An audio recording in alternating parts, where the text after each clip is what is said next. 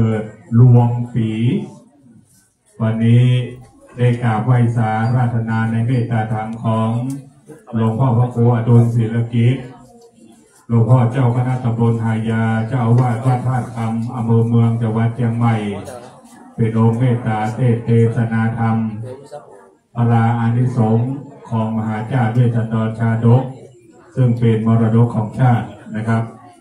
ซึ่งในค่ำคืนนี้ได้รับเป็นเจ้าภาพเจ้าศรัทธาหลายคณะด้วยกันนะครับรับเป็นเจ้าภาพโดยท่านรองไพลินเกินทารองนายกเทศบาลเมืองสุเทพรองชนะแสนใจอดีตรองนายกเทศบาลสุเทพกรุงสุเทพพัฒนาคุณวิริยาชัยมาศเลขานุการนายกเทศมนตรีเมืองสุเทพนายนพดลดวงแก้วที่ปรึกษานายกเทศมนตรีตำบลสุเทพคุณวิษณุโยกาศอดีตรองนายกเทศบาลเมืองสุเทพรับเป็นเจ้าภาพเจ้าศรัทธาโดยท่านพลเอกทวัชชัยตัวสมบูรณ์ที่ปรึกษาการรถไฟแห่งประเทศไทยและคุณนายนะครับรับเป็นเจ้าภาพโดยเจ้าสัววิชัยคุณนายสมศิริอิงโพชัยนะครับรับเป็นเจ้าภาพโดยเมตตาธรรมของท่านอาจารย์พระมหาพุทธศักดิ์พุทธยาโนวัดพระธาตุดอยสุเทพคุณไพโรจน์คุณนรินทร์พัฒน์คุณเชอรินคุณโคสนิสาอัครหิรันภักดิ์รับเป็นเจ้าภาพโดยคุณยุทธนาสิริคำปากุลเด็กหญิงวนิดาเด็กชายหิรันคำปากุลคุณนายอ่องจอเมียนมานะครับคุณมงคลสุขีโมกพร้อมครอบครัวทุกกระจังรับเป็นเจ้าภาพเจ้าศรัทธาโดยกับ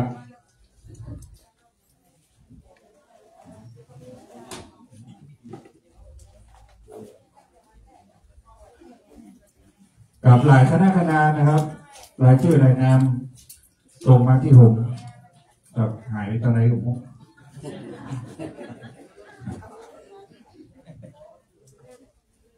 กับวันนี้ได้เวลาอันควรนะครับสุมาภัยตัวเดิมที่ผมได้อ่านรายชื่อนะเก็บไปตอนไหนผมพูดไปแล้วได้อ่านรายชื่อรายนามนะครับซึ่งเจ้าภาพรับของในวันนี้นะครับรับเป็นเจ้าภาพโดยท่านรองนายกไพลินเกินทานะครับรองนายกเทศมนตรีเมืองสุเทพครับเบื้องต้นนี้ขอรับเกียรติจากท่านรองนายกไพลินเกินทารองนายกเทศมนตรีเมืองสุเทพนะครับได้เป็นประธานอธิษฐานจิตจุดธูปเทียนบูชาพระรัตนตรัยณโต๊ะแท่นโมบูชาขอรับเกียรติจากท่านรองนายกครับผม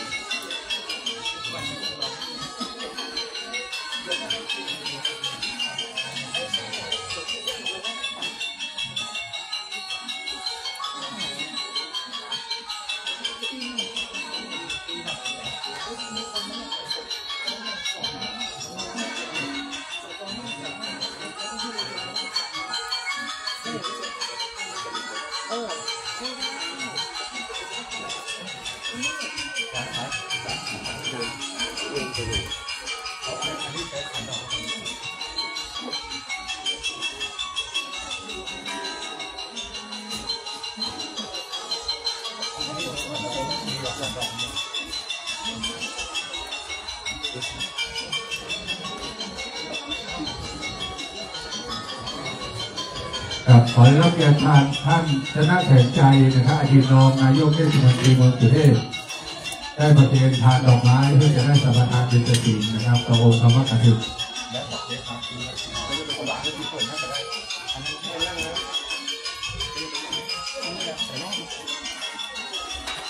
อย่าง เอาไม่ถูกเอาไปไหนจะไปเลยเปิด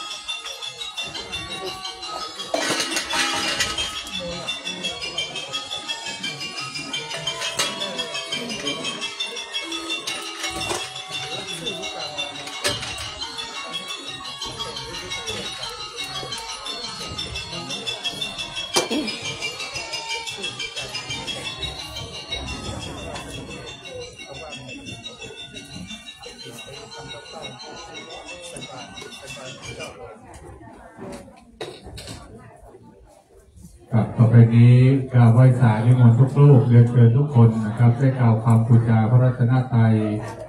ไหว้พระพร้อมกันณบัดนี้กราบหนึ่งกราบสองกราบสามอิมินาสาเรนะโอทังอภิปูชยามิเอมินาสการเร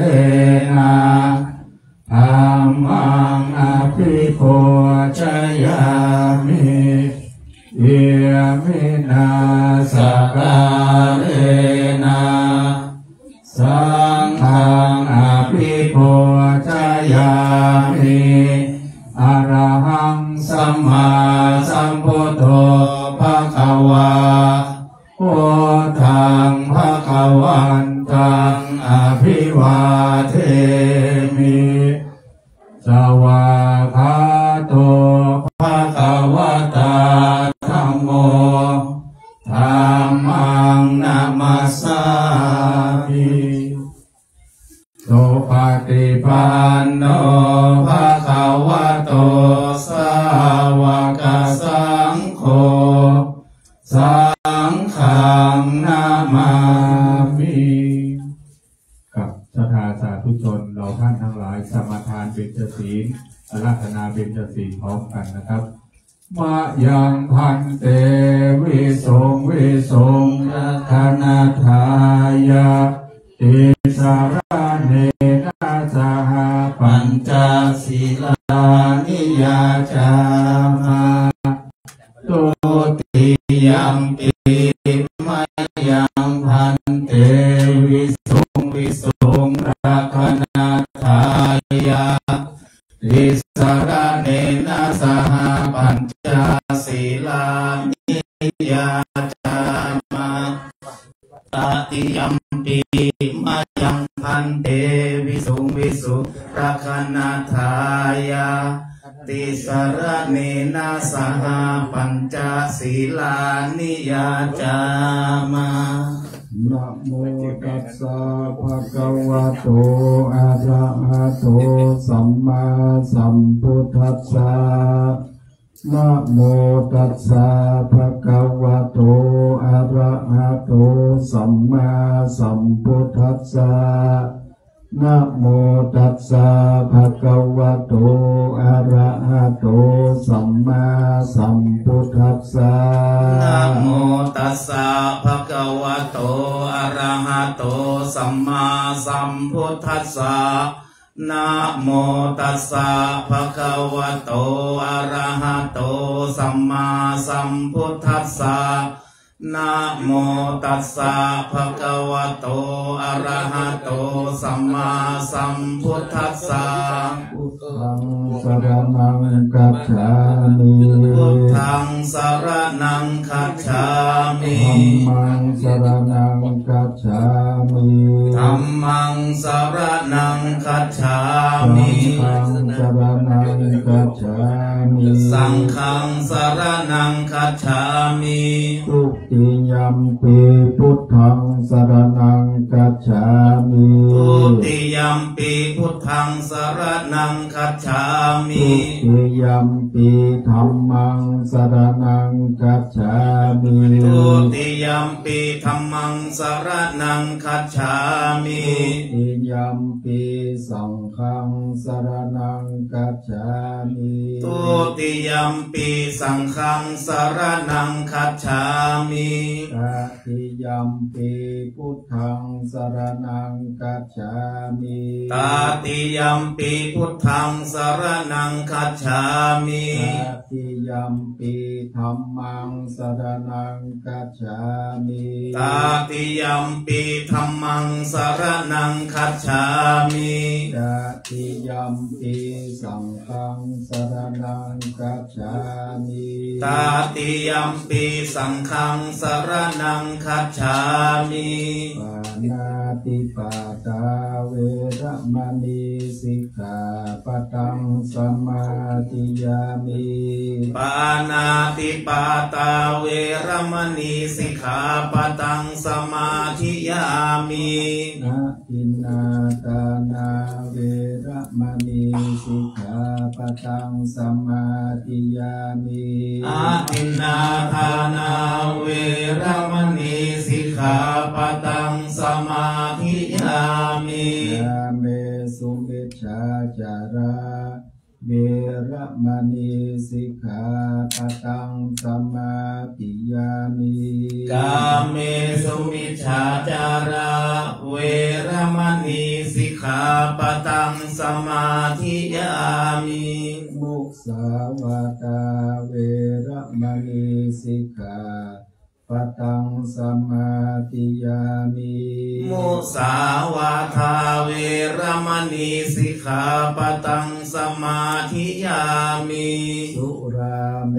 รยะมัจจปมาทัฏฐานาเวระมณีสิกขาปะทังสมาธิยามิสุราเมรยะมัจจปมาทัฏฐานาเวรมณีสิกขาปะทังสมาธิยามิอิมานิปัญจสิกขาปทานิสีเลนะสุขติยันติสีเลนะโภคสัมปทาสีเลนะนิพุติยันติตัสสมาสีลังวิโสทะเยสาธุสาธุสาธุกับก่อนที่เราจะได้สดับรับฟังพระธรรมเทศนานั้นเราจะได้อธิษฐานจิตจุดเทียนน้ำพระพุทธมนต์จุดเทียนส่องธรรมและจุดธูปเท่าบาทพระคาถาของการนครการนี้48บาทพระคาถาได้เรียนเชิญผู้ที่มีรายชื่อในนามดังต่อไปนี้ได้อธิษฐานจิตจุดทางธูปเทียนนะครับอันแรกนะครับอธิษฐานจิต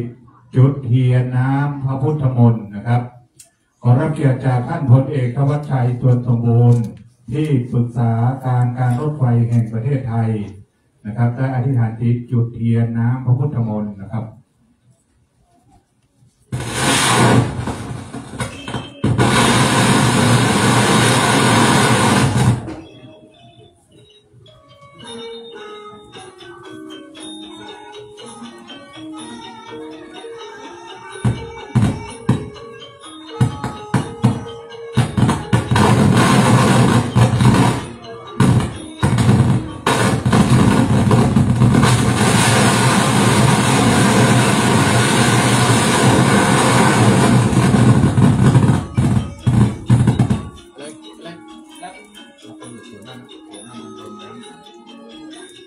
ครับจุดเทียนถวายทรงธรรมเล่มซ้ายนะครับคุณวิริยาชัยมาศเลขานุการนายกเทศมนตรีเมืองสุเทพขอรับเกียรติจากท่านครับผม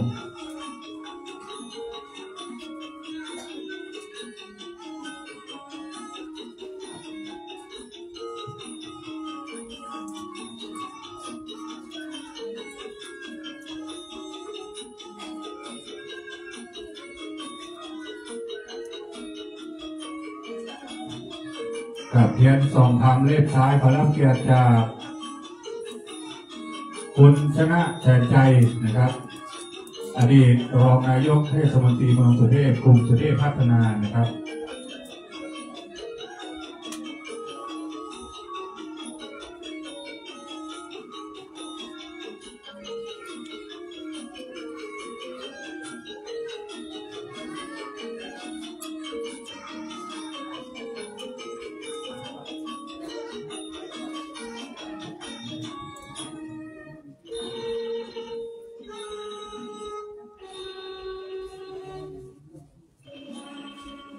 กับจุดธูปผ้าป่าพระคาถานะครับชุดที่หนึ่งนะครับขอรับเกียรติจากคุณนพดลดวงแก้วที่ปรึกษานายกเทศมนตรีเมืองสุเทพ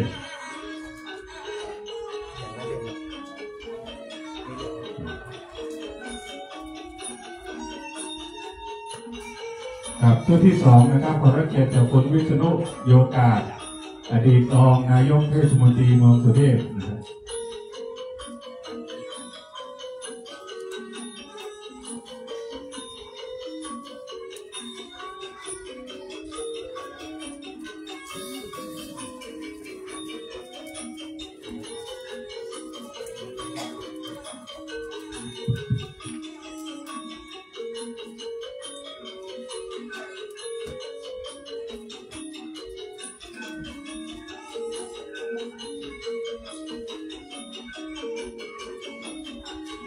ท่านต่อไปขอรับเกียรติจากคุณยุทธนาสิริคำปากูลนะครับในนามของเจ้าสัววิชัยคุณสมศิริอินโพชัยและครอบครัวอัครฮีรันภักดีนะครับได้ทานจิตจุดธูปเข้าป่าพระคาถานะครับ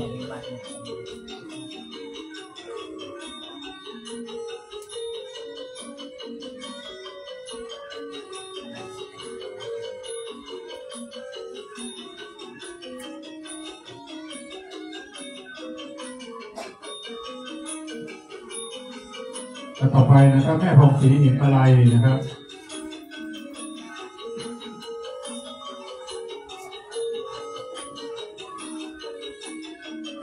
ต่อด้วยนางสาวสุทริยาบุญทอง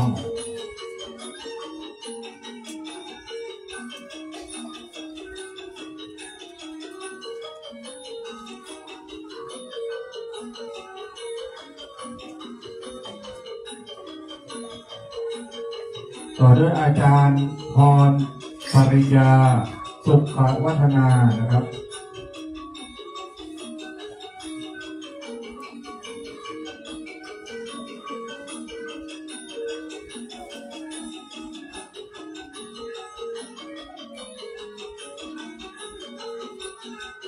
ต่อด้วยคุณวิมลธีระโชติธีระโชติดุษฎีนะครับคุณวิมลธีระโชติดุษฎีนะครับ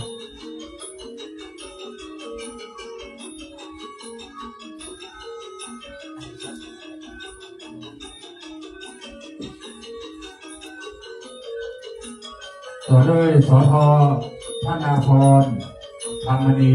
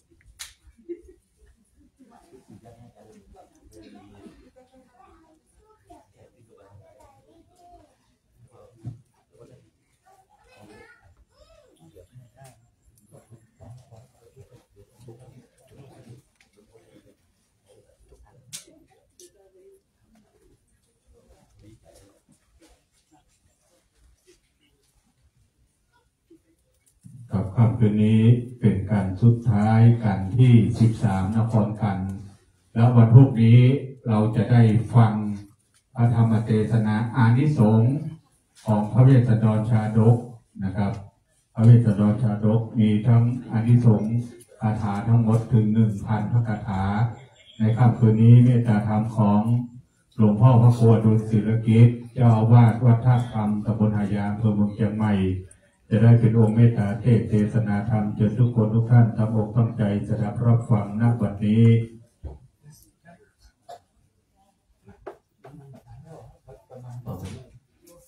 สาธุสา สังการติปาภาตังนิติตังก็สุดเสียงไปบทเศษบัดนี้ก็มารอดห้องเหตุนาคาลาการทางกันใหญ่กว้างปางเมื่อพระเจ้าจ้างปิกมาเสพสางทะเวยเมืองเตจะเรื่องภาพแผ่วพญาอินเธอหาฝนแก้วหลังตกมาเต้าเฮอตาลหลายหนมากแล้วขอลูกศิษย์พาตนแก้วสัทธาหลวงพ่อพระโคอดุลศิรกิจเจ้าได้ขึ้นนั่งนิดเหนืออาสนะอันสะอาดได้โอกาสเทศนาผู้ข้าขอย่อมือสาขอรูปศิษย์พระพุทธาใส่ละบามธรรมกราบซอยคือผู้ข้าน้อยได้เยี่ยงหูฟังธรรมังอนุกรรมปิมังปะจังอาราธานังกะโลมา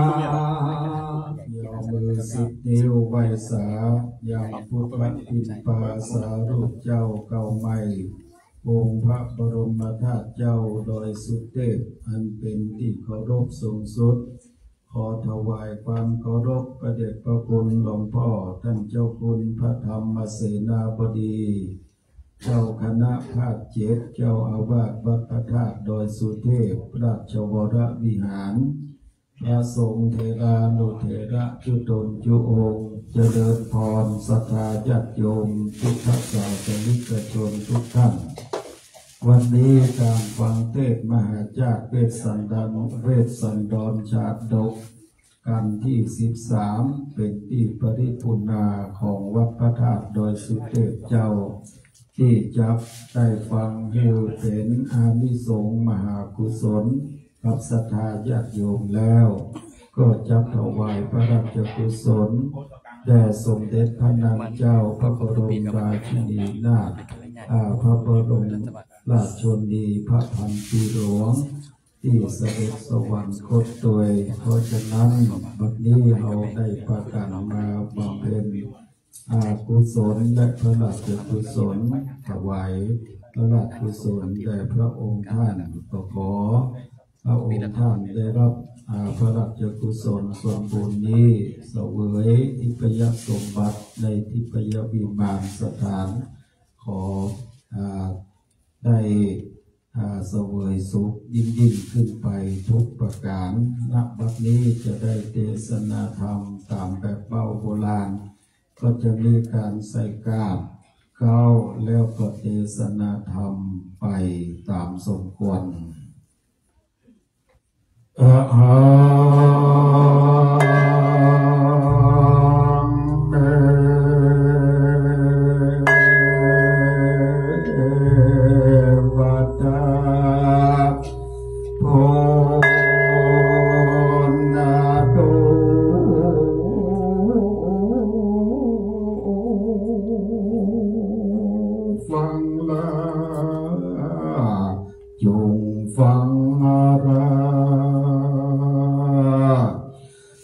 มหามุลสัทธา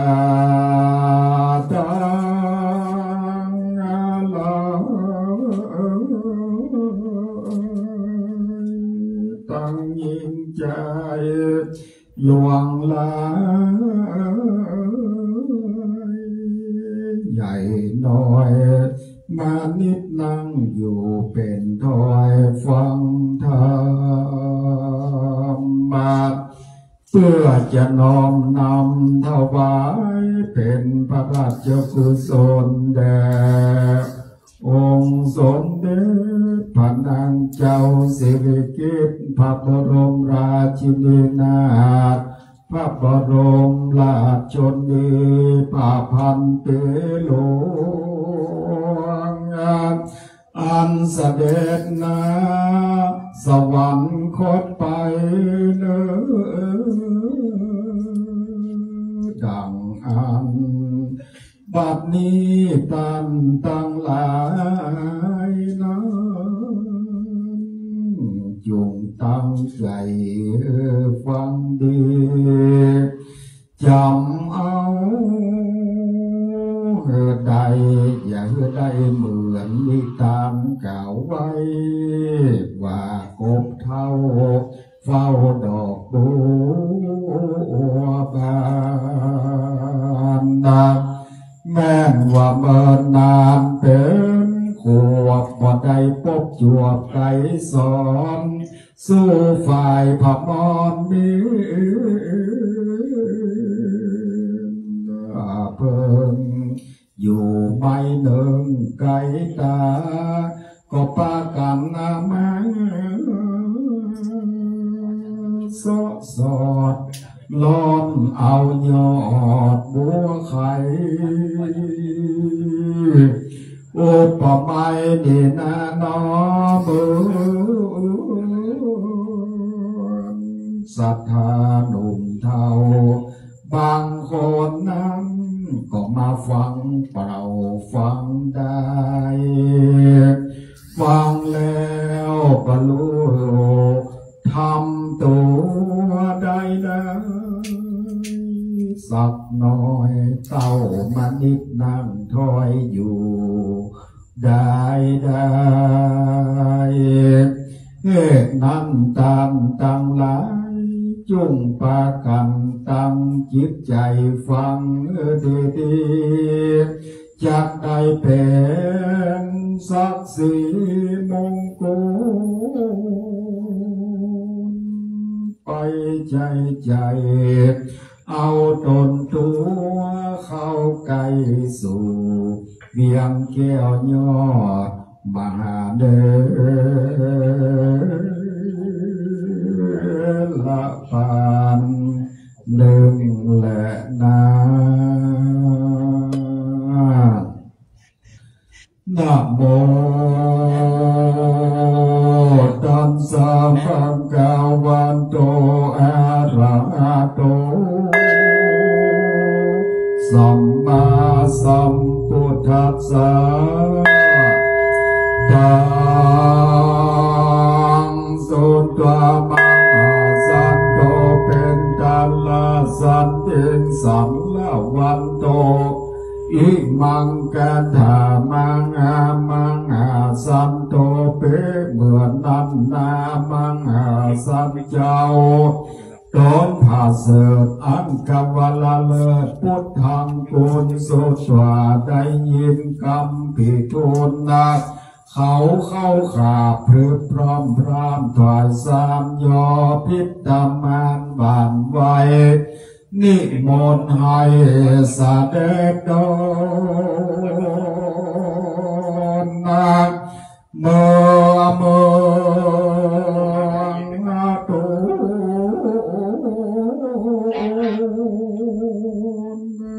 ดังเก่าเป็นนาตาเล่าสองที่กรรมอันใดดีจังเป็นนักงาเจ้าจริงจังกล่าวพร้อมจากแนวเขาลงให้เขาโปร่งพ้นตนกำไรโฉดไปลางานเงี้ยวฝูงจังรอมไว้เจ้าจริงใกล้กรรมมาปิตรสันเดินกรรมโดยพรามเป็นตาตนปอคนถอยต่อเจียนจาก็กล่าวเป็นกันกาวานทำเป็นนาลันจันสาข้าเดพระเป็นตา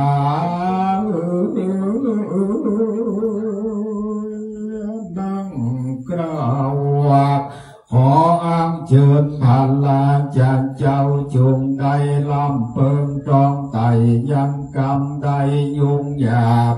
ใจสุภาพควรปรองทำเป็นนางกาได้ตั้งอยู่ในลาจะทำ10 สิ่ง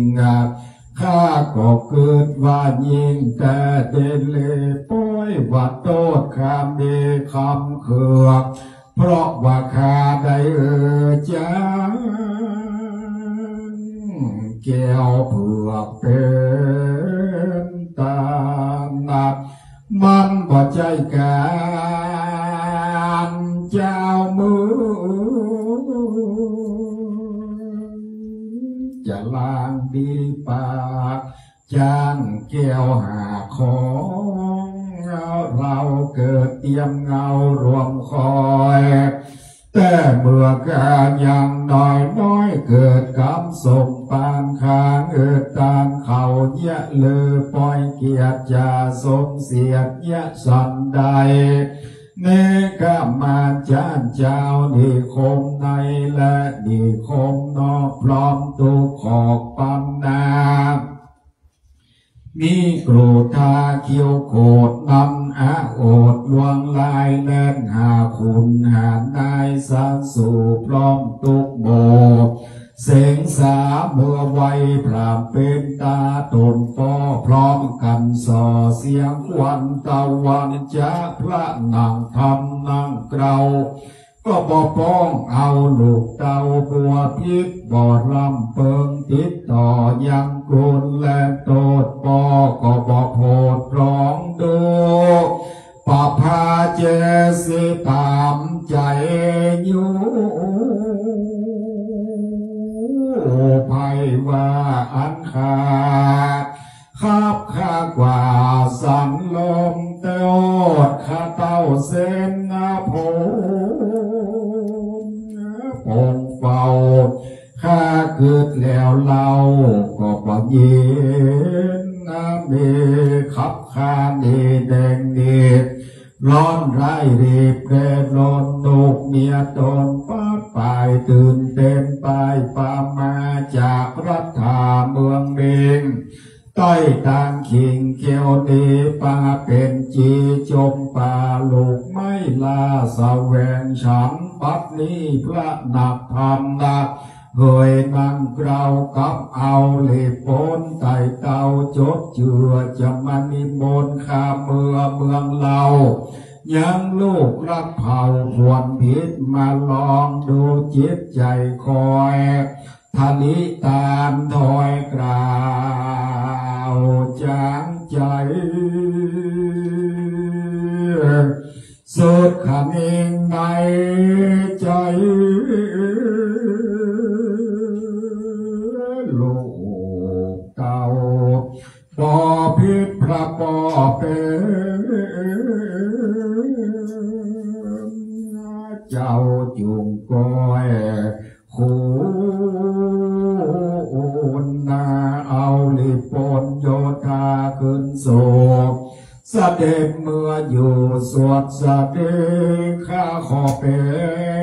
นนับราศีต่อตาเท่าขออังเจิญพ่อพญาเป็นเจ้าจุง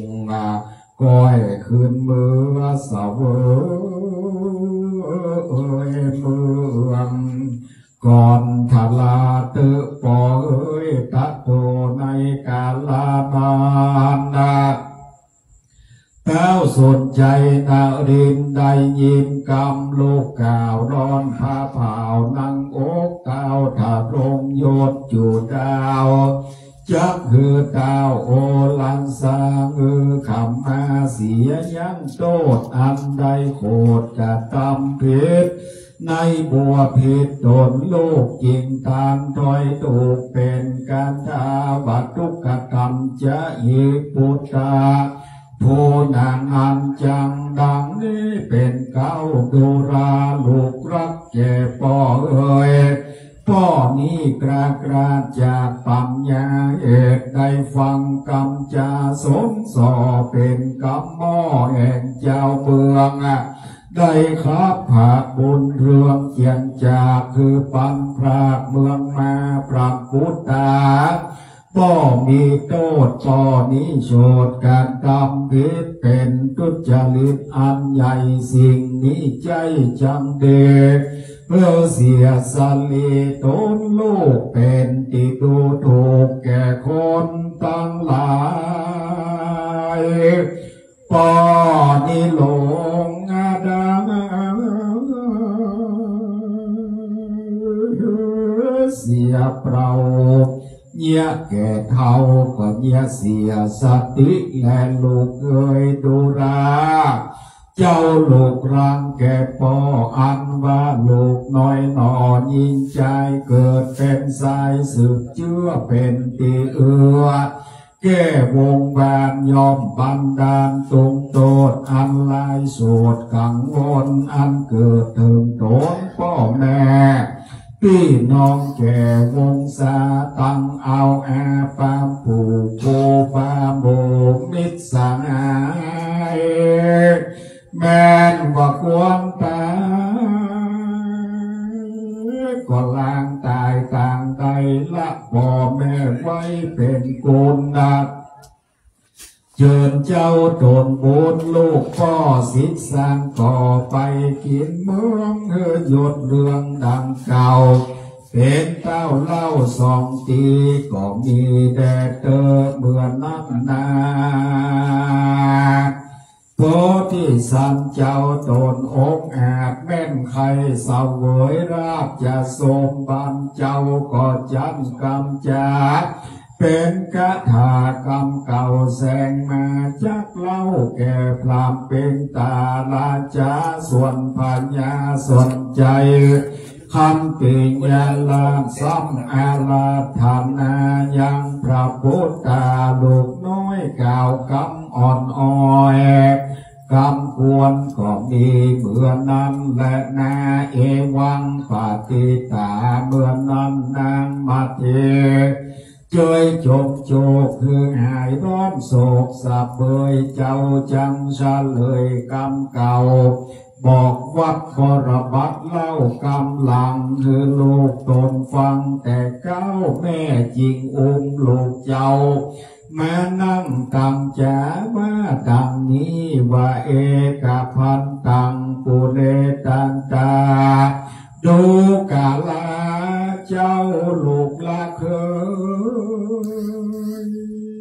ยแก่แม่เมื่อพรามเท่าแก่มันนำลูกไปสดวิสัยสารลำแม่จะไปจอมพลำก็ยินไก่เมื่อสองลูกแม่ไปแม่ก็ยินทุกยากกินลูกไม่มาเพลางายนอนเดือเด่นนาสานบ่มีสาใบไม้ลาดลองเจือหนังเสือเหลืองห่มหอยหนาวจะจอยทำนับใจลูกใส่ใจเอ่ยเจ้าแม่เมื่อพรามเท่าแก่มันนำลูกไปสองน้องใบพลากห้องเอาสองปีน้องพลากไก่กาแม่ก็มาทาวานังกาเกิดถึงลูกกำพร้าทุกคืนวันแม่ห่างหัวมันลูกไม่มาบ่ได้เป็นลางเหตุว่าเสือสิงสางมันอังทาจะดากันกับว่าหรือแม่มะลานาน้ำตาแม่มีนาอาบนาตุกเต้าฟ้าอะไรนอนกลางคืนไหลกังกว่าให้หาลูกกำพร้าแม่ยามนอนนักลางข้าเป็นตั้งจะมาวอนต่อหน้าเปิดผ้าแม่ชีนนมมาลางข้าเป็นตั้งแม่อยู่อาสลมมาต่อยล่าเล่นอ่อยกับกันงับลางข้าเป็นตั้งมาร้องเรียกนะจะเจอว่า พี่จารีแก้วแม่เรามากาแม่เรามาแล้วกาจับแต่หาก็บ่ได้แต่แม่ร้องไห้หอดหิวตายสองใส่ใจเอ้ยพระแม่ขอลายแก่จุ่งหายสูญพละบุญอันเกิดแต่พ่อแม่ได้สร้างแต่แก่สองลาอย่าได้มีโรคาโศกเศร้าอายุยืนเพียงเต้าตีคาอย่าฟังจะลาแก่เท่าเพื่อยืนเพียงเต้าแต่เมืองแด่เตอพุทธสติปีโคเมื่อนั้นนางพุทธดีตนแม่เชื่อเต้าแต่มหากษัตริย์เลือกเล่นจัดเครื่องงาตั้งเสื้อผ้าแพรถันลงเครื่องประดับองค์กวนกาดอันลางเป็นราชอลังการของโบราณจะรีบใส่กระโอบคำจีบเขียนที่ใจไปถวายแก้มาทีสะไปสั่งผู้ใจเจ้านางดังนี้ว่าแรกแต่นี้ไปนาจุ่งเหินนางเกี่ยวหยอดฟ้ามาทีจุลาสันลีสะไปนุ่งผ้าใหม่ให้มีใจเครื่องประดิมประดับอันใดมีทุกสิ่งจุงเจ้าจอมมิงประดำต้นแดดเตอตะมัดถังกะถาพระยังดังเก่าพระจะซ้ำเล่าสองตีจะกล่าวห้องนางมัทธีอันประกอบโดยปัญจกัลยาณีหางแห่งนางเต้าแป้งปิงใจนาคมไขข้าเป็ดใส่สว่างฝนเทพติดจางแต่งสารรวมรังสีปวมเลิดฟ้าสมควรโดยพาผืนใดกับป่าสิกันจะโกใส่ยังโคมาโกอุดมปาลาคือว่าผ้ากับป่าสิใส่พิเศษมาแต่เมืองทองเตกาสีฝ่ายสำลีเปียปันจ้างเชื้อจันตำต่อลายละอคือดังใบกล้วยยอดตองในเป็นผ้าสับใบขาดแก้วตีนเจิงเสียวประดับคำแจ้งลำนำทวนทีอันนี้ในประเทศที่มองหน้ากอนใจเป็นผ้าสบายปางบาป้นแปดป้นแปมกาคำแสนโกใส่ยังเพิ่มหนึ่งชื่อโกใส่ต่อตำโดยได้เกิดแต่เกตท้ายมีทีลาห้องหักลิบสนาโตก้อนย่อมหยอดมอ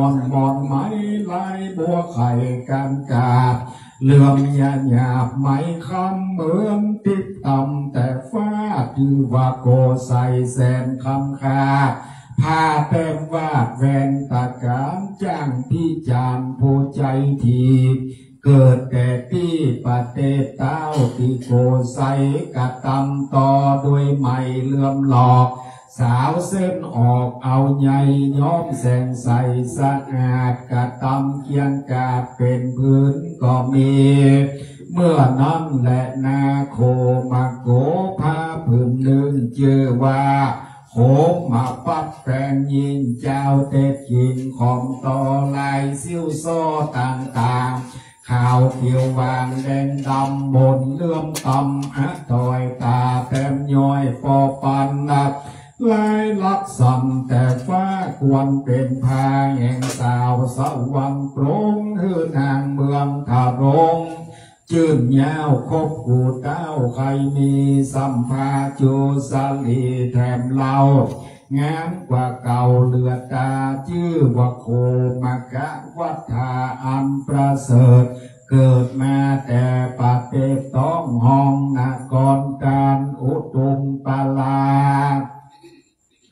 ถ้าจำพวกหนึ่งชื่ออุตุมปอนไตเราเรียกเป็นพาจะเรียกหลายสอนนะ เหลือบเลื่อมพลันแพร่เพลิดงามล้ำเลิศสุดขามเด้งบ่มีที่ชักยิงเตรียมแต่ลายจะแหลกปุ่นดูดอกฟองฟูในแผ่นผ้าไตหลุมฟ้าบ่มีปอซองแสนคำปองเป็นกานับว่าใดตามเมืองเนื้อผ้าจามเจืองปัตตวามาแต่ตาสาเป่าไก่แลกยะใหญ่ข่าวพองเบาว่าว่องว่าวิดเนื้อละอิดละเอียดแต้มขับเบ็ดเจียแจจัดเป็นพามหากษัตริย์วิเศษเกิดแต่ประเทศต้องห้องนครนาใจมีตั้งรูปสัพพสัตตาในแผ่นเนื้อนกแล่นลิงลายรูปปราสาทยายเตือกต้องตัวอยู่ห้องยืนยอมรูปปนนองจังมาคนแห่นาเที่ยวเถิงลูกภูเขาเลิงขอบกวางลูกป่ากว้างหิมปานนาลูกติปสถานนาบู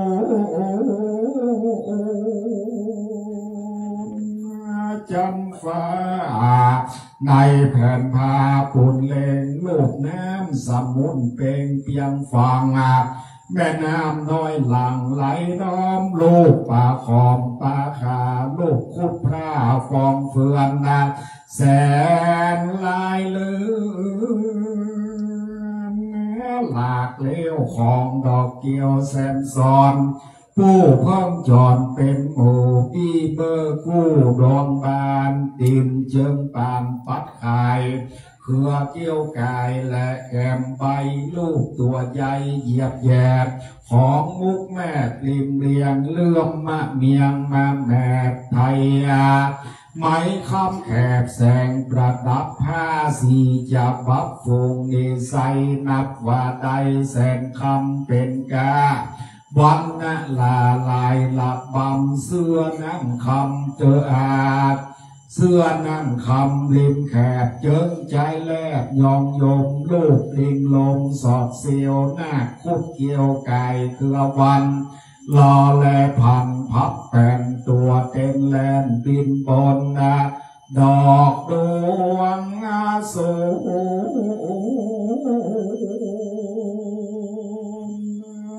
ลายการนับจังก่อนกี้กาบนาการและไก่สอนนับรูปมันก่อน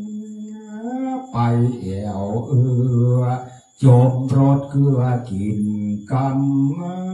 ทามีลายตาต่างๆลูกสะสว่างข่าวพรตาหนึ่งเมตังรูปกินนาเรนาร้อนแอนฟอนตาหนึ่งเมตังรูปตกจากกำปากย้อนเหยียบหางตาหนึ่งเมตังรูปหมูกวางทลายและหนักน้ำตาหนึ่งเมตังรูปไก่เถื่อนทำโมหงสาตา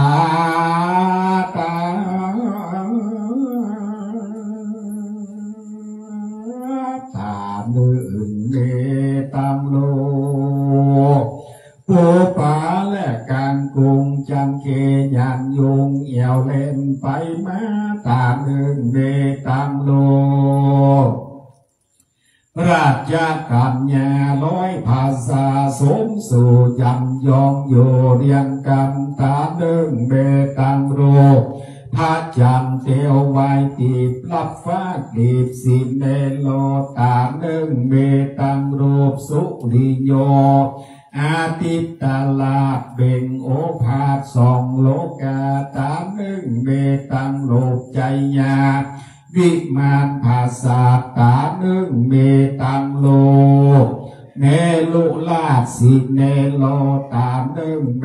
ตังโลมังการโตคือกระต่ายเต้นมอมหมายเมน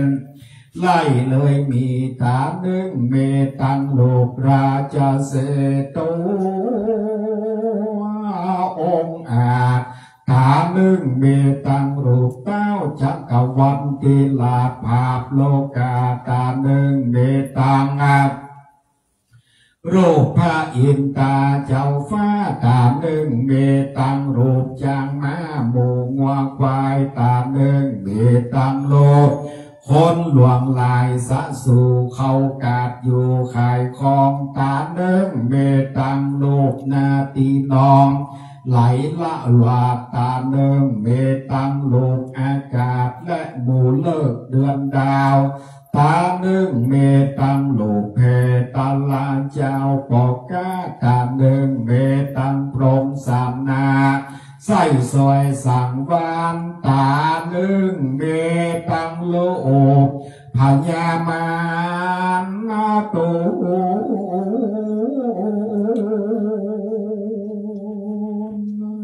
ใจบาปเป็นเต้าผาปรนิมิตาวัดสาวะเด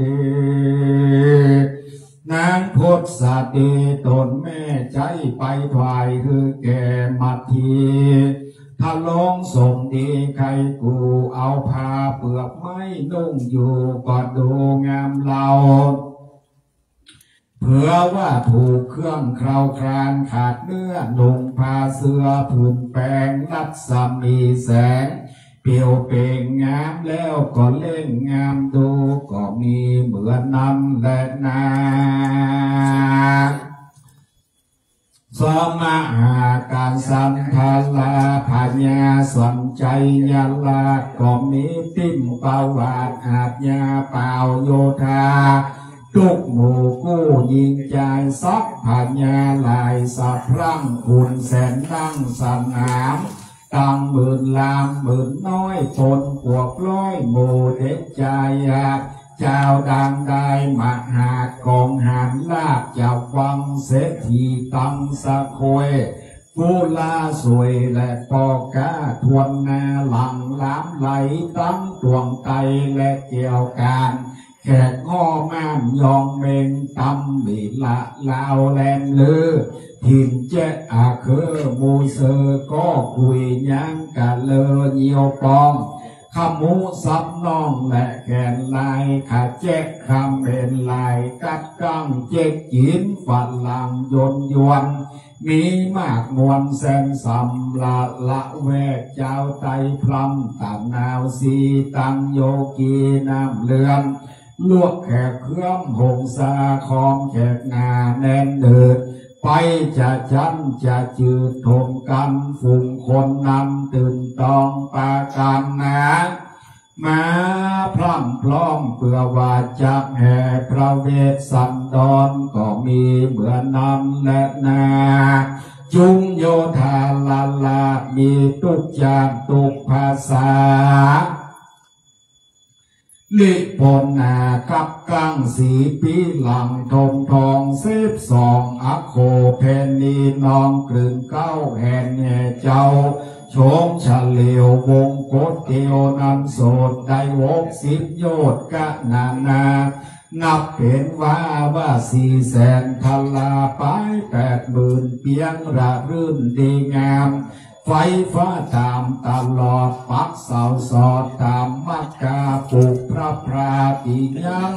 เป้าตามตังทุนถวายอำเภอหลายสับพรังแม่กาหลังหลวงลาย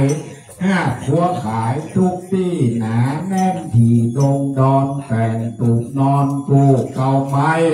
มีบ่อนไล่ของขายเจ๊กกินหลายม้วนมากมีทุกยาทุกภาษา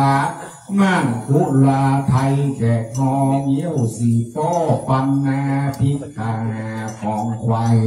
มีตังของเขียนไพร่และผู้ดีจิ้นป่ามีมวลมาเขาเล่าหากเลือกสันมีตั้งหัวมันและหัวเผือกข้าวต้มเกือกน้ำตาลข้าวบีตูจานน้ำอ้อยข้าวแขกอ้อยงาดำข้าวเหนียงงาตำและข้าวนมเปียงข้าวหนมลูกลานเนียงกลมบนข้าวหนมโกนน้ำเปล่ามีตังกล้วยข้าวและกล้วยจังมีตังข้าวมันกับปลาม่วงข้าวหนมดวงใส่งาดำ เข้าควบตำและเข้าหนมคอกพองไข่เข้าตอกเต็กน้ำตาลเจ๊กไข่เข้าหนมเปียกหวานนึ่งใหม่น้ำตาลใส่มันโมมีตังเข้าหนมถ้วยฟูข้าวพองข้าวหนมลอดจ้องตัวใส่ข้าวหนมตะไลและข้าวหนมอัวใส่ถั่วแปดดำข้าวหนมนั่งคำจืดใหม่น้ำอ้อยใส่สีแดงข้าวหนมมองแกงเนื้อนมสั่งขะแยะปลาเปล่าหนุ่มและปล่อยทองยิบยองเนื้อถาดตามใจอยากซื้อกินจันอัพยินลายสิ่งเจ๊กหาบวิ่งเตียวขายส้มหวานลายเรือแหล่อิบย่ำแร่เอาชันปางเมื่อพระนำพันสาเด็จจากป้าไม่พลาดดงดอยมีตังลงเข้าซอยและรงมีตังแกงกะหรี่แกงบวนนักเป็ดไก่ขวนเนื้องานมีตังแกงฮังเลมันและฮังเลเจียงแสนมีตังแกงแค่แลนแค่เต่าของกินเก่าโบราณแกงแค่ปีตานใส่จิ้มไก่หน่อไม้ไล่ตรงกับน้ำปูแกงจิ้มหมู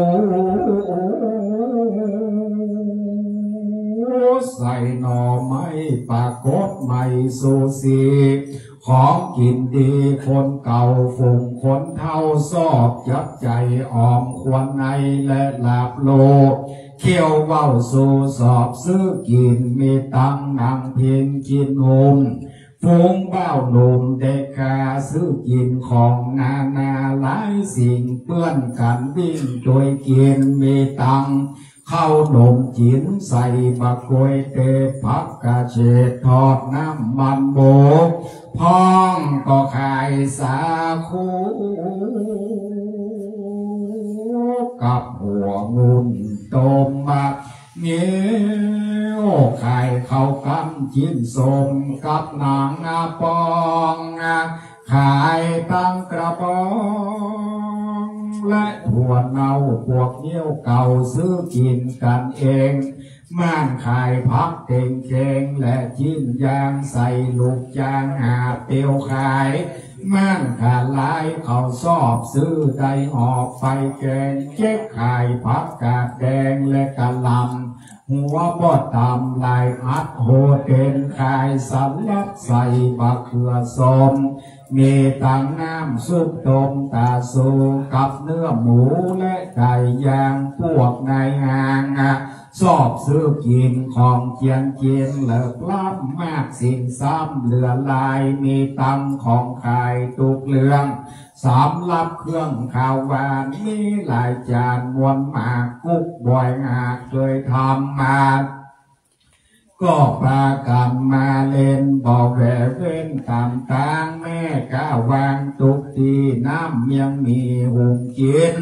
ใส่ถ้วยตีนอย่างน้อยแค่หมูพลอยและขิงแก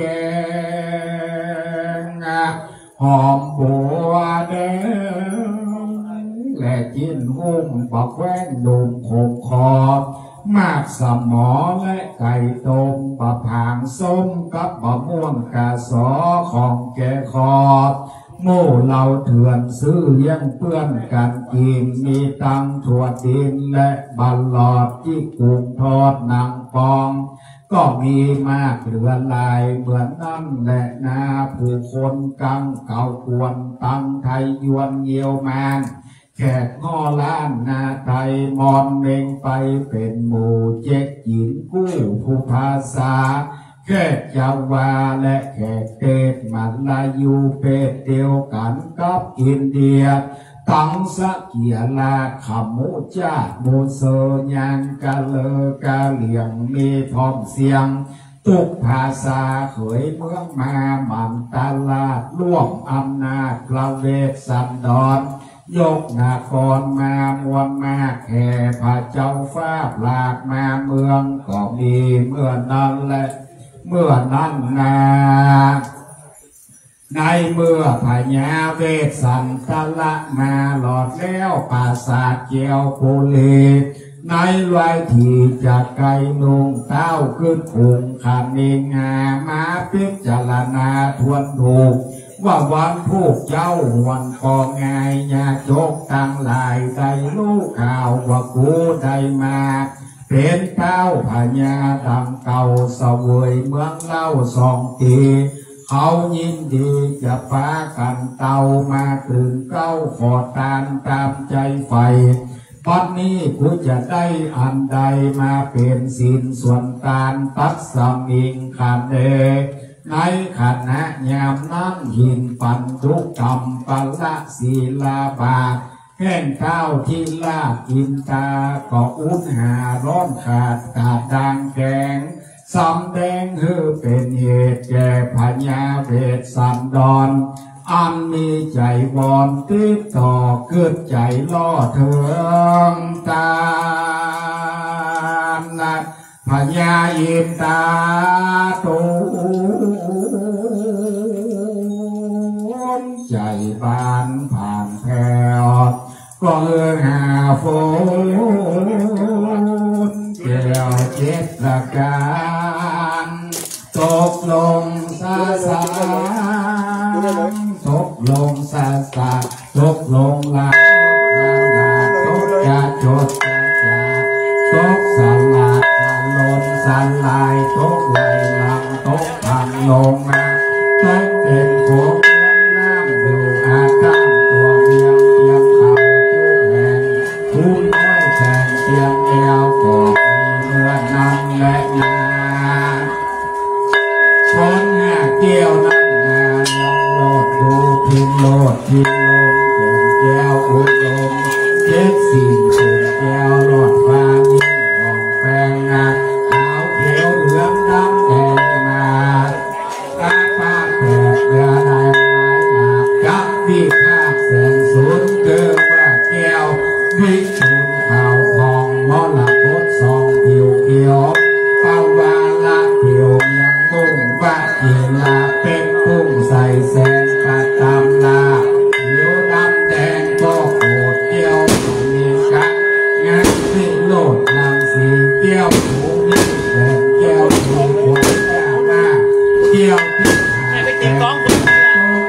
บนขาบา ติดกล้องคุณหรอมาเต็มขันสมบัติตันอัตตวาลาโลกพระมุนีพระศิลาเทพบดี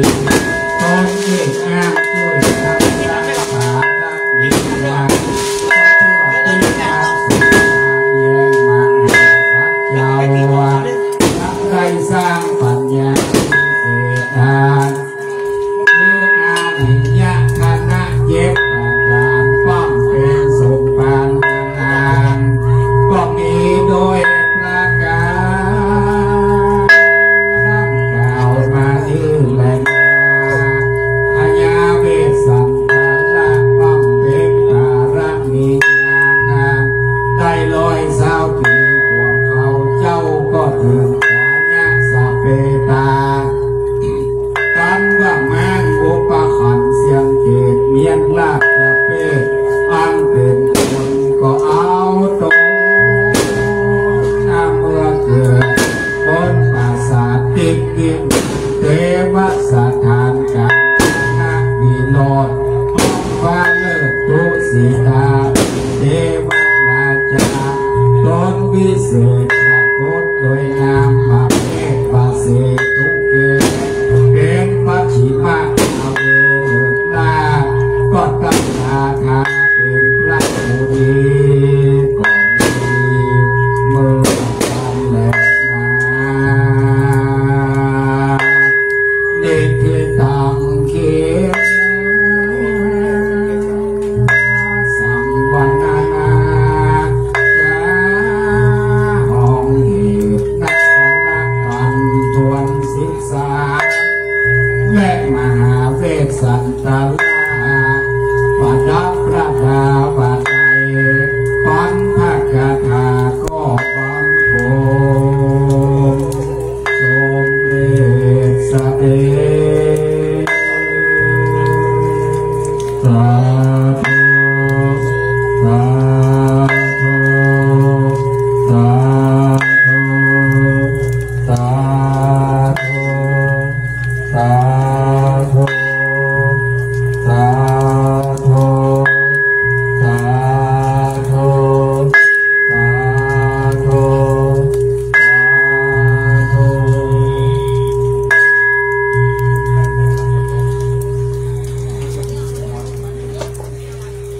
ครั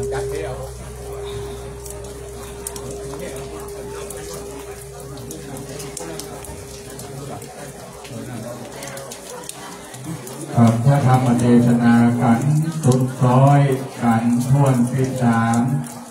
นักคละกันหรือนครกันเมตตาธรรมของหลวงพ่อพระโคอดุลศิลกิจได้เมตตาเทศนาธรรมพ้นหาแก้วตกมาเมืองสะท้อนย้อนมาถึงพระประธานเจ้าดอยสุเทพที่เราท่านทั้งหลายได้จุ่มได้เย็นสันทนานี้โดยผลหาแก้วขององค์พระอินทร์เจ้านะครับได้โปรยปลายตกมาเฮือปุจจาธรรมมหาชาติเวทดรชาดกเราได้ฟังครบทั้ง1,000 พระคาถาซึ่งในการนี้นะครับรับเป็นเจ้าภาพเจ้าศรัทธาโดย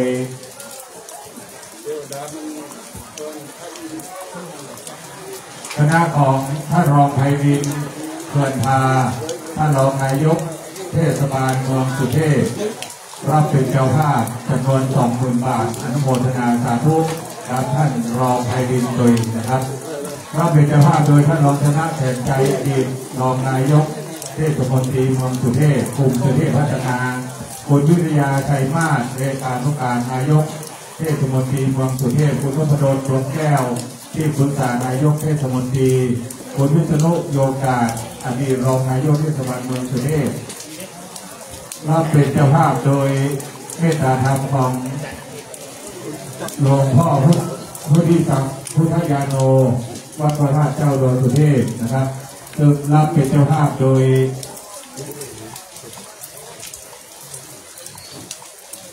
เจ้าสัววิชัยคุณสมศิริอินโพชัยนะครับรับเป็นเจ้าภาพโดยท่านพลเอกธวัชชัยส่วนสมบูรณ์ที่ปรึกษาการรถไฟแห่งประเทศไทยและคุณพิชามนส่วนสมบูรณ์นะครับรับเป็นเจ้าภาพโดยครอบครัวอัครศิลาทัพพีครอบครัวเฉลียคำปาโกนครอบครัวสุขสิโภนะครับผู้เป็นนามนะครับรับเป็นเจ้าภาพโดยครอบครัวของรับสู่สถิตนโมและคณะทาสายเราท่านทั้งหลายใกล้เป็นเจ้าภาพเจ้าประธานการทำนะครับผลงานที่ตกอยู่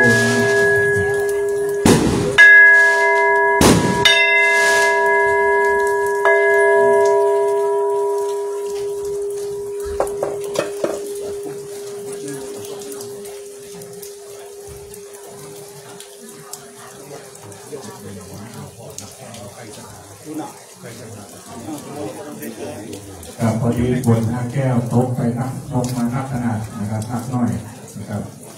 ดังนั้นนิมนต์หลวงพ่อได้ลงจากธรรมาสเพื่อจะได้มารับบูชาการเทศน์การธรรมในค่ำคืนนี้ได้รับเป็นเจ้าภาพเจ้าศรัทธาหลายคณะนะครับคุณมาอภัยโดยท่านที่ก็ได้แต่รายชื่อได้นามเติมเต็มนะครับขอคุณมาอภัยโดยนะครับครอบครัวของพ่อสมัครเราสถิตอภงคุณสมศรีวงเวทคุณแสงอรุณวันตาศรีนะครับคุณนัทพงศ์เราสถิตอภงนะครับและพ่อแม่พี่น้องคณะสัตยาคมวัดพระธาตุเจ้าดอยสุเทพได้รับร่วมเป็นเจ้าภาพเจ้าสัตยาในค่ำคืนนี้นะครับเจ้าหน้าที่มีร่มก่อนนะครับมีร่มกับทุกในพวกค่ำคืนนั้นนะครับเมตตาธรรมของพระเดชคุณหลวงพ่อจากน้อมถวายบูชาการเทศซึ่งประกอบไปด้วยชุดที่1นะครับจตุปัจจัยประกอบดอกไม้ทูบเทียนชุดที่2นะครับเป็นผ้าไตรจีวรชุดที่3เป็นผ้าห่มนวมชุดที่4เป็นกระเป๋าชุดที่5เป็นเครื่องกัปปิยพันธ์วัตถุพยธรรมและชุดที่6เป็นร่มนะครับดังนั้นในมณฑลพิธีศักดิ์สิทธิ์ที่เมตตาธรรมของพระเดชพระคุณหลวงพ่อพระธรรมเสนาบดีได้อัญเชิญรูปหล่อหอมนของครูบาเจ้าศรีวิจัยนักบุญแห่งร้านนาไทยประดิษฐานเป็นมังคละเป็นมงคลณห่วงพระบรมธาตุเจ้าก่อนที่เขาจะถวายบูชาการเทศนั้นเราจะบูชาคุณของ ครูบาเจ้าผู้จาคุณศีลคุณธรรมเป็นเบื้องต้นขอรับเกียรติจากคุณชนะแสนใจอดีตรองนายกเทศมนตรีเมืองสุเทพนะครับได้น้องผู้จาคุณศีลผู้จาคุณธรรมของครูบาเจ้าศรีวิจัยหน้ารูปรอของครูบานะครับ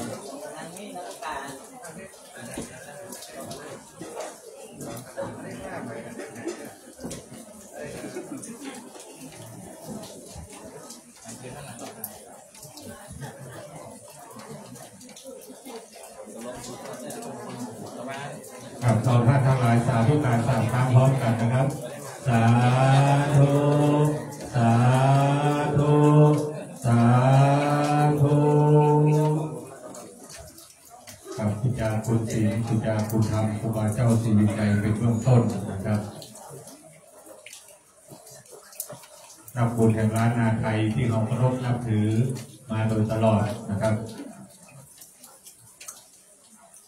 ต่อไปจะได้น้อมนำประเคนถวายบูชากันเทศนะครับชุดที่1นะครับขอรับเกียรติจากท่านไพรินทร์เกินทานะครับท่านรองนายกเทศมนตรีเมืองสุเทพ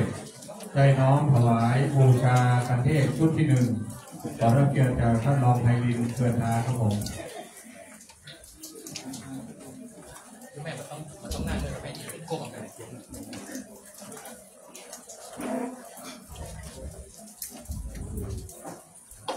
สาธุสาธุสาธุกับชุดที่2นะครับขอรับเกียรติจากท่านพลเอกธวัชชัยจวนสมบูรณ์ปุณพิชามนจวนสมบูรณ์นะครับน้อมประเคนถวายชุดที่2ขอรับเกียรติจากทั้ง2ท่านครับผม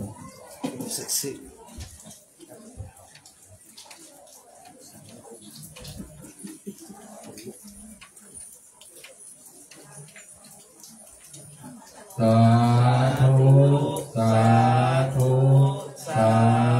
ธุกับชุดที่3นะครับขอรับเกียรติจากคุณยุทธนาสิริคำปาโกลในนามของเจ้าสัววิชัยนะครับในนามของเจ้าสัววิชัยในครอบครัวกิงโอชัยและครอบครัวอัครกิรันภักดีนะครับ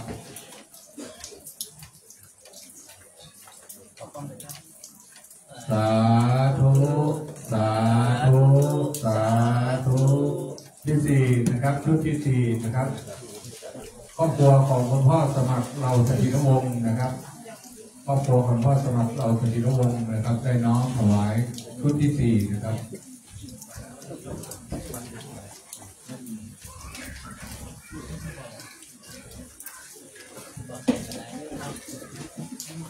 สา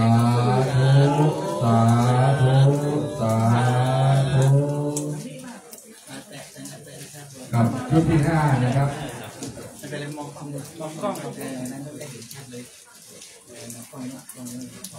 ชุดที่5ขอรับเกียรติจากคุณวิริยาชัยมาศนะครับเลขานุการนายกเทศมนตรีเมืองสุเทพนะครับ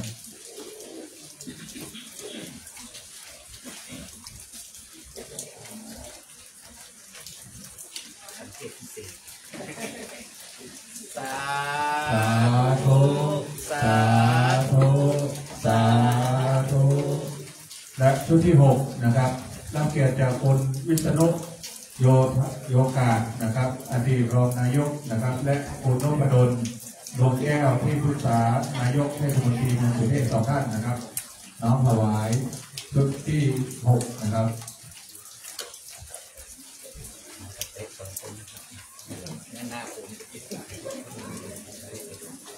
สาธุสาธุสาธุกับที่จากสื่อสารมาทางนี้มอบเป็นปฏิกระแด่มรรคนายกหรือพ่ออาจารย์ทั้ง2นะครับขอรับเกียรติจาก2ท่านนะครับ2คน1นางสาวจิรพิยาทองแดง2นางสาวสุนทรียาบุญทอง2คน2ท่านนะครับมอบเป็นปฏิกระนะครับที่พ่ออาจารย์เลยนะครับ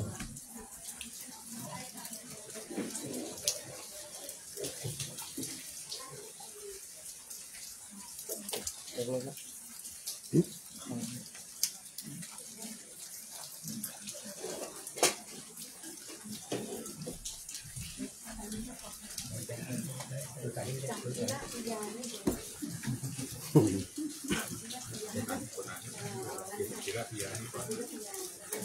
า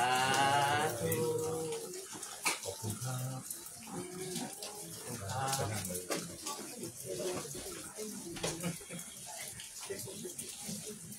บ เป็นบุญเป็นกุศลของผู้คนนะครับอนุโมทนาสาธุเจ้าของที่ได้รับเป็นเจ้าภาพและเจ้าของที่รับเป็นเจ้าภาพบอกไปนะครับชุดบูชาที่ต่างประเทศนะครับชุดบูชาดังนั้นขออนุโมทนาสาธุโดยนะครับเจ้าภาพนะครับถ้าที่มีน้ำนะครับต่อไปเตรียมตรวจน้ำรับพรจากองค์พระมัตตปิฎก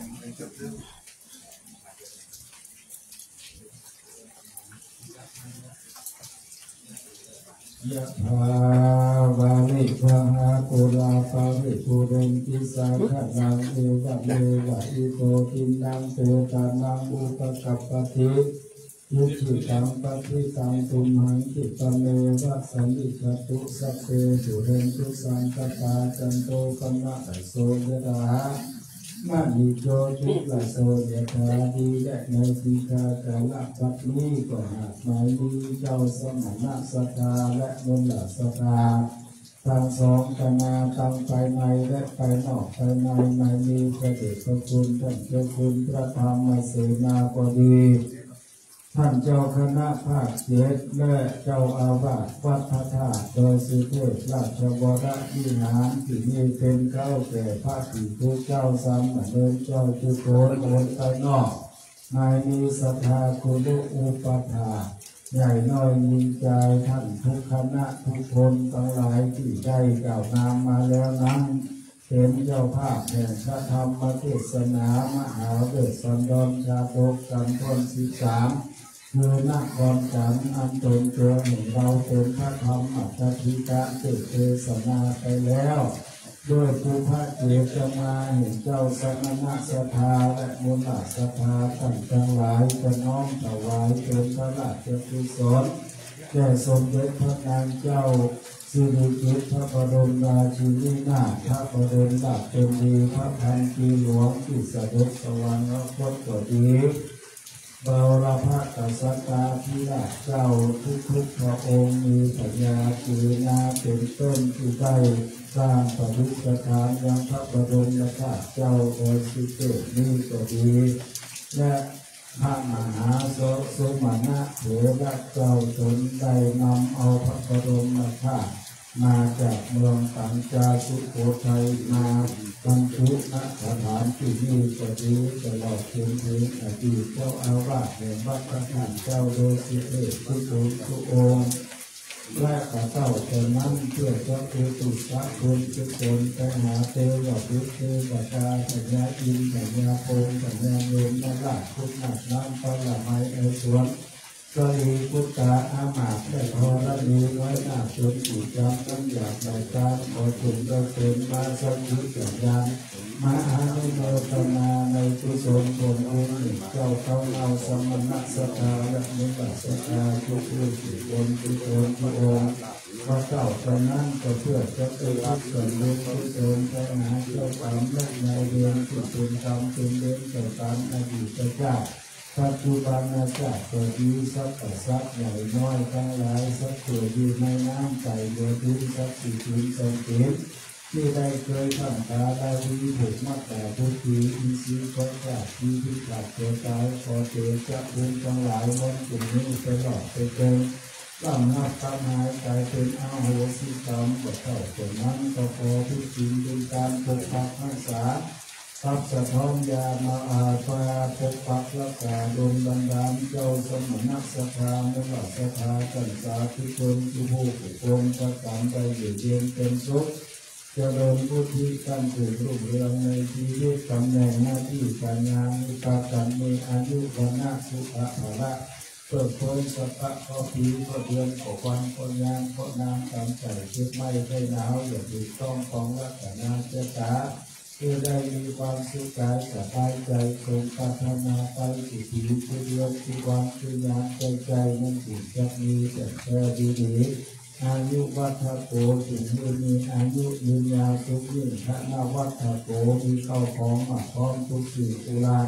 สิริวัฒโกมีสิริแก่ภาษาทุกยวงยะสวัฒโกมียศหลักล้วนควรจงพระหลวัฒโกมีกำลังอุดมภายในภายนอกวันนาวัฒโกมีผิวพรรณงามถูกเหมาะพอตาสุขวัฒโกเจริญยิ่งสุขาโอตุสัพพตาในกาลทุกเมื่อนั้นอยู่จักมีสัพพิติโยวิวัชชันตุ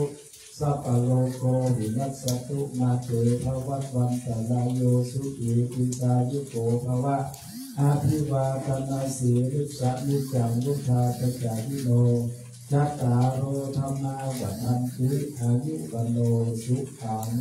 ภะลังสาธุสาธุสาธุ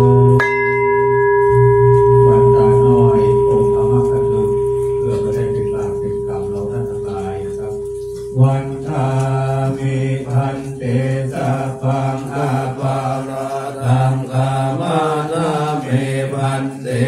มยากตังบุญยังสา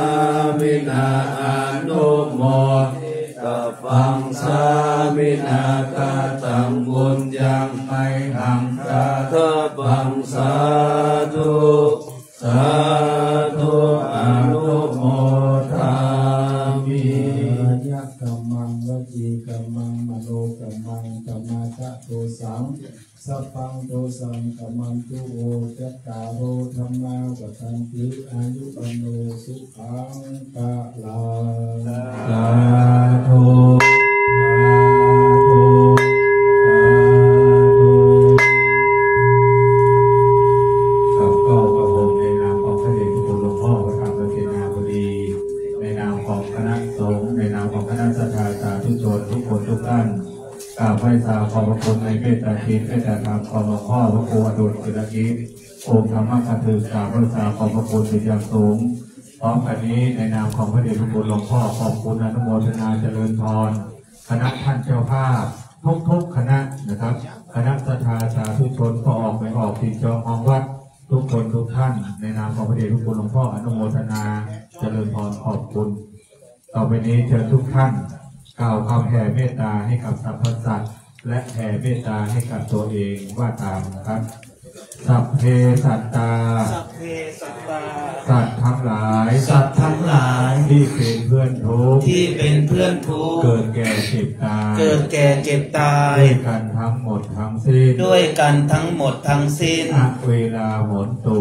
เวลาโหนตุจงเป็นสุขเป็นสุขเถิดจงเป็นสุขเป็นสุขเถิดอย่าได้มีเวรอย่าได้มีเวรซึ่งกันและกันเลยซึ่งกันและกันเลยอัพพยาปัจจาโหนตุอัพพยาปชาโหนตุจงเป็นสุขเป็นสุขเถิดจงเป็นสุขเป็นสุขเถิดอย่าได้พยาบาทเบียดเบียนอย่าได้พยาบาทเบียดเบียนซึ่งกันและกันเลยซึ่งกันและกันเลยอนีคาโหนตุอนีคาโหนตุจงเป็นสุขเป็นสุขเถิดจงเป็นสุขเป็นสุขเถิดอย่าได้มีความทุกข์กายอย่าได้มีความทุกข์กายทุกข์ใจเลยทุกข์ใจเลยสุขีอัตตานังสุขีอัตตานังปริหารันตุจงมีความสุขกายจงมีความสุขกายสุขใจรักษาตนให้พ้นจากทุกภัยทั้งหมดทั้งสิ้นเถิดสุกิโตโหมิอหังสุกิโตโหมินิทุโขโหมินิทุโขโหมิอเวโรโหมิอเวโรโหมิอโรโคโหมิอโรโคโหมิสุขีอัตตานังสุขีอัตตานังปริหารามิขอให้ตัวของเราเองขอให้ตัวของเราเองจงมีความสุขจงมีความสุขปราศจากทุกข์ปราศจากทุกข์ไม่มีภัยไม่มีภัยไม่มีเวรไม่มีเวรไม่มีโรคไม่มีโรคอยู่เป็นสุขอยู่เป็นสุขทุกเมื่อเธอทุกเมื่อเธอต่อไปเข้าสู่ภาวนาใหม่บุญสำเร็จด้วยการเจริญเมตตาภาวนาพร้อมกันนี้ตั้งจิตอธิษฐานน้อมเก้าน้อมกระหม่อมถวายเป็นพระราชกุศลแด่สมเด็จพระนางเจ้าสิริกิติ์พระบรมราชินีนาถพระบรมราชชนนีพันปีหลวงน้อมส่งเสด็จสู่สวรรคาลัยด้วยการอธิษฐานจิตอธิษฐานของเราณบัดนี้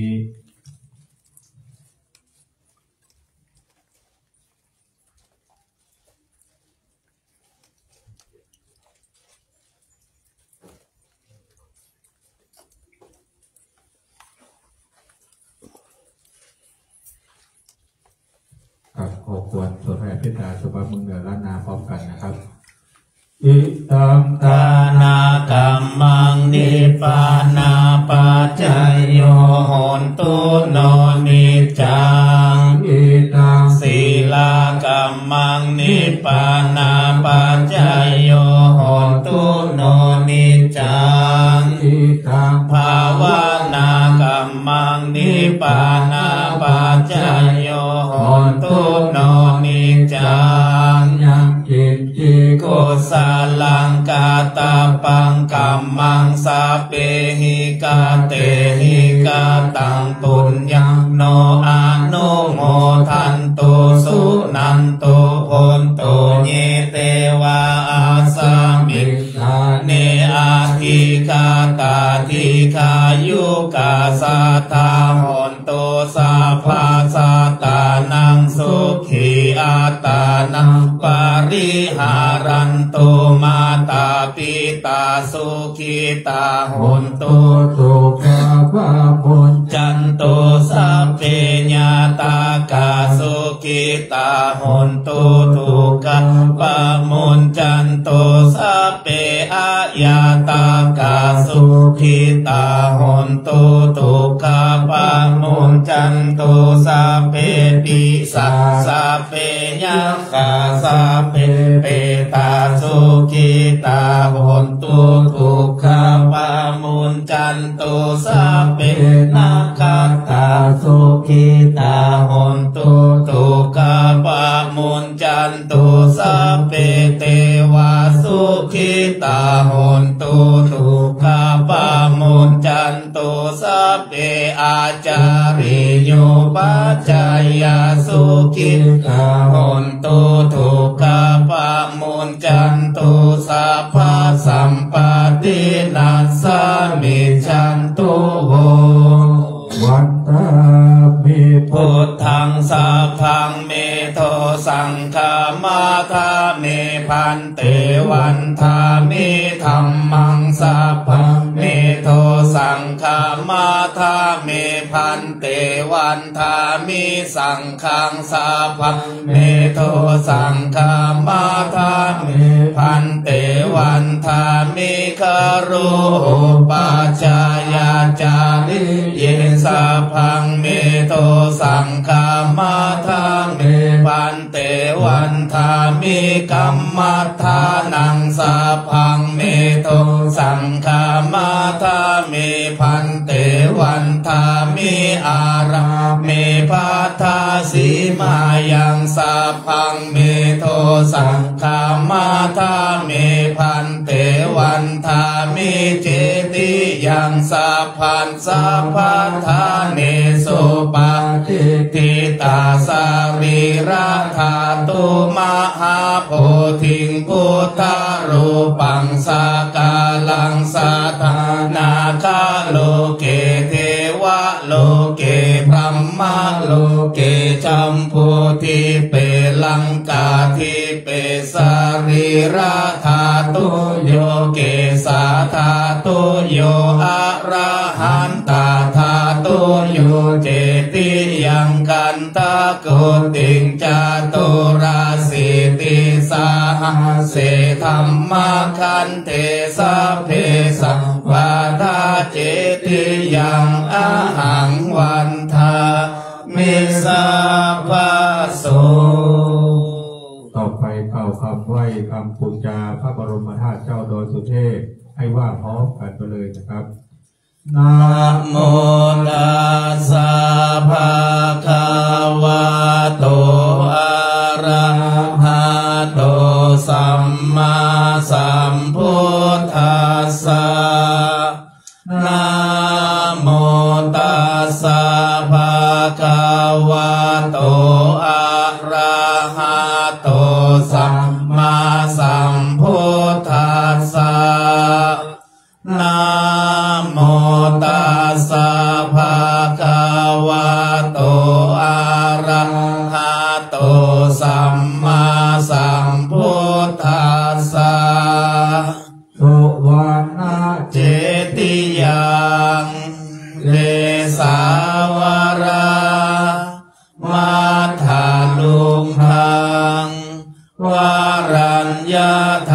ตุ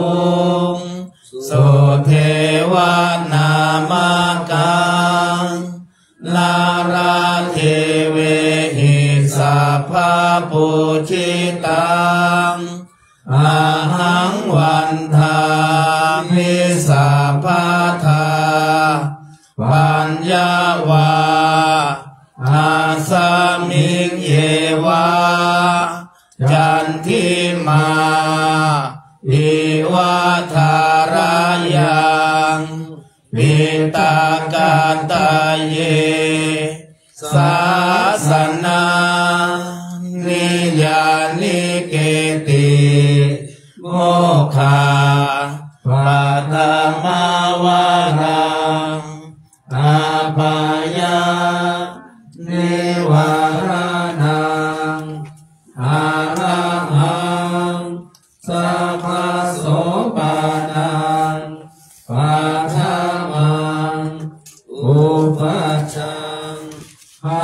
หาเวทวาปัตตจิวารังยังชาตังสังฆมัสเสอุชาสวะกราบหนึ่งกราบสองกราบสามครับต่อไปเราจะทำการประทักษิณเวียนเทียนโดยการสวดอิติปิโสเท่ากับเราได้ประทักษิณเวียนเทียนทั้ง3 รอบคือรอบที่1เราจะสวดอิติปิโส3 จบรอบที่2เราจะสวดสวากขาโต3 จบและรอบที่3เราจะสวดบทสุปฏิปันโน3 จบพร้อมกันณ บัดนี้อิติปิโสภะคะวะอะระหังสัมมาสัมพุทโธวิชชาจารณะสัมปันโนสุขโตโลกาวิทูอนุตตโรปุริสธรรมสารติสัทธาเทวมนุสานังพุทโธภควาติอิติปิโสภะคะวะอะระหังสัมมาสัมพุทโธวิชชาจารณะสัมปันโนสุขโตโลกาวิทูอนุตตโรปุริสธรรมสารติสัทธาเทวมนุสานังพุทโธภควาติอิติปิโสภะคะวะอะระหังสัมมาสัมพุทโธวิชชาจารณะสัมปันโนสุขโตโลกาวิทูอนุตตโรปุริสธรรมสารติสัทธาเทวมนุสานังพุทโธภควาติสวากขาโตภควตาธัมโมสันติติโกอาการิโกเอหิปัสสิโกโอปาดายิโกปัจจตังเวหิตาโพวินโยหิติสวากขาโตภควตาธัมโมสันติติโกอาการิโกเอหิปัสสิโกโอปาณายิโก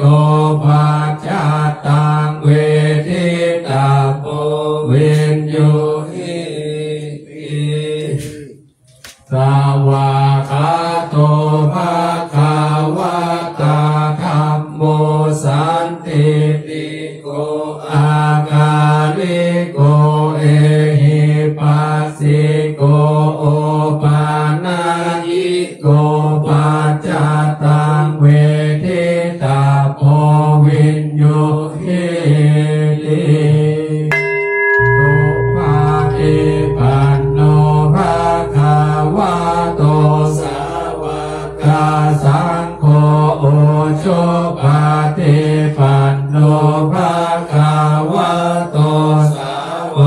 กาสังโฆ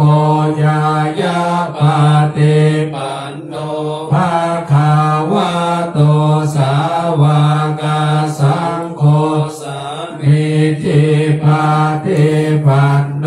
ภะคะวะโตสาวกสังโฆ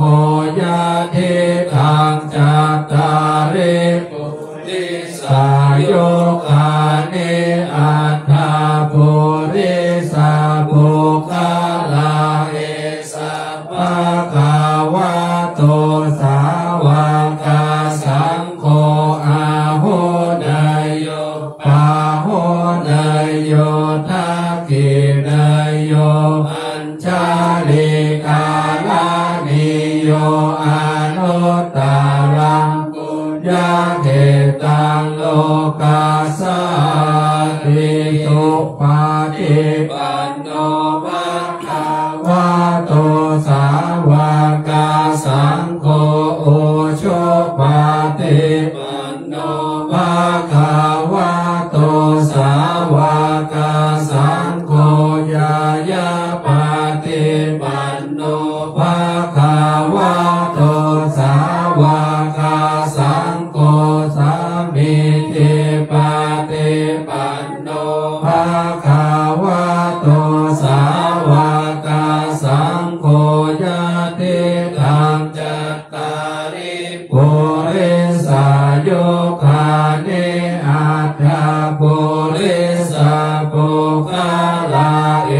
สะภะคะวะโตสาวกสังโฆอาหุนายโยปาหุนายโยทักขินายโยอัญชาลิกาลานิโยอนุตตรังปุญญาเขตังโลกาสัสสิสุปฏิปันโนภะคะวะโตสาวกสังโฆโอชุปฏิปันโนภะคะวะโตสาวกสังโฆยะปันโนภะคะวะโตสาวกสังโฆยะทิทังจัตตาริปุริสายุคานิอัตถาปุริสาบุคลาเอสะภะคะวะโตสาวกสังโฆ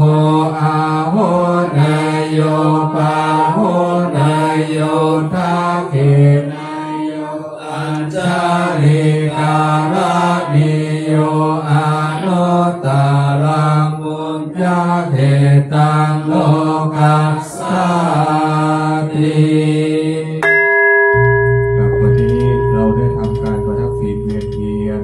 รอบองค์พระสุวรรณเจดีย์พระบรมธาตุโดยสุเทพครบทั้ง3 รอบต่อไปเราจะกล่าวคำอัญชลีวันทาพิวาทองค์พระสุวรรณเจดีย์พร้อมกันนะครับอัญชลีวันทาอภิวาทอัญชลีวันทาอภิวาทอัญชลีวันทาอภิวาทอัญชลีวันทาอัญชลีกับก่อนที่เราจะวันตาน้อยคุณศีลคุณธรรมของพระเดชพระคุณหลวงพ่อขอประกาศประชาสัมพันธ์นะครับโดยเราได้ฟังธรรมครบทั้ง13 กัน 1,000 พระคาถาแต่เรายังไม่ได้ฟังอานิสงส์ของเวสสันดรก็เหมือนกับเรายังขาดไปอย่างหนึ่งเมื่อกี้หลวงพ่ออดุลศิลกิจท่านพระโลกบอกว่าถ้าเราไม่ได้ฟังอานิสงส์ของพระเวสสันดรเต้ากับเขากินข้าวแล้วไม่ได้กินน้ำเอาอิ่มแต่อิ่มแบบเต็มที่ดังนั้นในวันพวกนี้ยังมีทำอานิสงส์พระเวสสันดรคาถาพันเทศนาณสถานที่นี้อยู่นะครับและวันเดือนเปงตอนเช้าทำบุญตักบาตรตอนเย็นมีเทศในพระวิหารและตอนกลางคืนจะมีการเทศอานิสงส์ทางประทีป และอานิสงส์พยากาเพือกตามปฏิปีกาอนุโมทนาสาธุองค์ก็กรรมฐานของพระเดชพระคุณหลวงพ่อพระธรรมเสนาบดีก็ความเป็นกรรมมังคละเป็นมงคลวันสะน้อยพร้อมกันณวันนี้วันธรรมมีพันเตสะพังอปาราทังธรรมธรรมเมพันเตมยากาตังบุญยังสามินาโนโมทิตาพังสามินากาตังบุญยังไม่หังกาตาพังสาธุสาธุอนุโมทามิสาธุชนให้ร่วมกันสดับรับฟังพระธรรมเทศนาเวสสันดรชาดกธรรมาชาติ13 ครั้งวันนี้เป็นการต้นที่13หรือว่าใครต่างวันรับธรรมดาเต็มเปี่ยมไปด้วยผู้สนผลบุญผู้สนผลบุญก็คือคุณงามความดีอันเกิดจากทานะศีละและกับภาวนาทั้งสามหลัก3 สิ่งนี้เป็นบุญเป็นกุศลเราของเราทุกคนในร่วมอนุโมทนาเราจะอุทิศเราจะรำลึกนึกถึงผู้มีพระคุณของเราที่เราจะฝากบุญฝากกุศลนี้ไปได้ทุกที่ทุกแห่งและแก่ทุกคนโดยเพราะฉะนั้นท่านสงฆ์หรือว่าท่านนึกถึงผู้มีพระการรับคุณคนใดก็ตามจะเป็นผู้เป็นที่รักก็ตามหรือว่าเป็นที่รักก็ตามเราก็สามารถที่จะ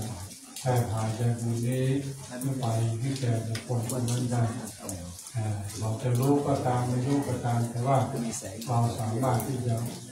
ตั้งใจแล้วฝากไปหาเรานี่ก็จะเป็นบุญกุศลอีกประการหนึ่งเรียกว่าการให้ทำมาทานหรือว่าการให้ทำเป็นทาน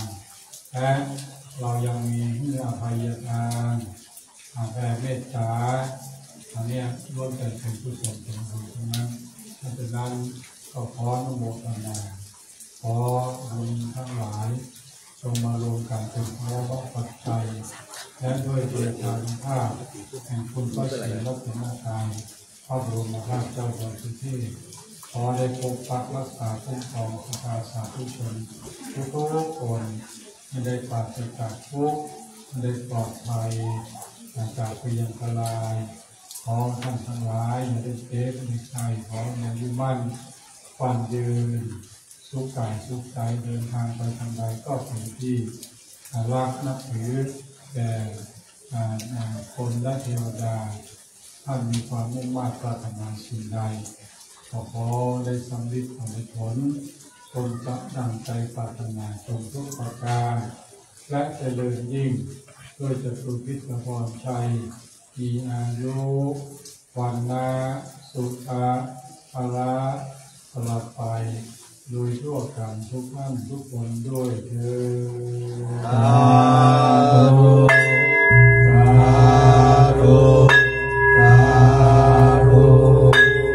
เราต้องเป็นพนมมืออัญชาลีวันทาอาภิวาอัญชาลีวันทาอาภิวาอัญชาลีวันทาอาภิวาอัญชาลีวันทาอัญชาลีแล้วก็พักไม้ใส่เกลือทุกสิ่งทุกอย่างแล้วมอบเป็นมงคลแก่ศรัทธาสาธุชนเลือกไปตามคนใจนะได้อะไรก็ได้เอาไปเอาไปเนอะ Living the soul life.